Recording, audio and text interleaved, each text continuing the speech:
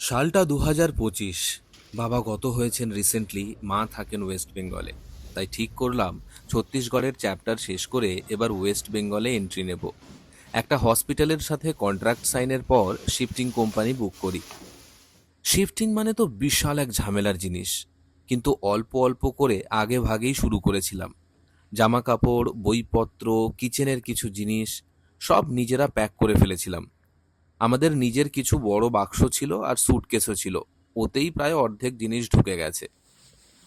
এরপর এলো ওরা, চারজন লোক, একেবারে ফ্রেশ মুডে। ঘরে ঢুকে এক এক করে সব জিনিস প্যাক করতে লাগলো। সব স্টোরেজে নেওয়ার জন্য প্যাক হচ্ছিল তখন। 1 মাসের জন্য আগে স্টোরেজে যাবে, তারপর আমি বললে শিফট হবে। এই হইচইয়ের মাঝেই মোমো বলে আজ আমি রান্না করব। আমি বললাম, এই গাদাগাদি আর বাক্স বাক্সি নিয়ে ঘরে দাঁড়ানোর জায়গা নেই, তুমি আবার রান্না করবে? কিন্তু না, ও একেবারে লেগে গেল, রাঁধলও। যদিও কারো তখন খাওয়ারই সময় ছিল না। বিকেলের দিকে প্যাকিং যখন শেষের পথে, প্রচণ্ড জোরে বৃষ্টি নামলো। প্রায় ঘন্টা খানেক বৃষ্টি হয়ে তবে শান্ত হলো। তারপর প্যাকিং কমপ্লিট হলে ওরা ছোট গাড়িতে করে সব মাল শিফট করে দিল স্টোরেজে। এখন বলি যে আসল সমস্যার কথা, সেগুলো কি হয়েছিল। রিয়েল ঝামেলা শুরু হয় পরে, যখন স্টোরেজ থেকে সামান শিফট করতে বলি ওয়েস্ট বেঙ্গলে। এই মুভার প্যাকার কোম্পানি, যেটা আগে খুব ভালো ভালো কথা বলেছিল, শিফটের আগে ফোন করে জানায় আরও কিছু টাকা লাগবে। তখন আমার হাতে অপশানও কিছু নেই, আর সময়ও নেই। কি করব, দিতেই হলো। এরপর বলেছিল যে 3-4 দিনের মধ্যে মাল পৌঁছে যাবে। হয়েছে কি, আজ যাচ্ছে কাল যাচ্ছে করে করে টোটাল 12 দিন পর মাল এলো। আর কি দিয়ে পাঠালো? ছোট্ট একটা ট্রাক।